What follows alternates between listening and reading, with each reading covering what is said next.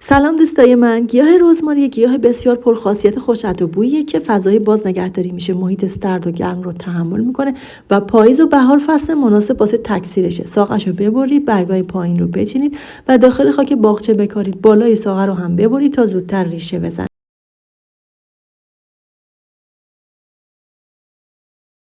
آبیاری کنید و کاور و محیطش رو مرطوب نگه دارید. داخل آب هم به راحتی ریشه دار میشه که بعدش منتقل میکنید به باغچه یا گلدون که بعدش حتما باید کاورش کنید که از بین نره.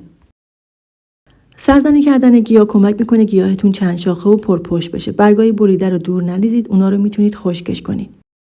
از برگاش برای چاشنی غذاها میتونید استفاده کنید یا چای دمنوش درست کنید که تقویت کننده حافظه و جلوگیری میکنه از پیری مغز.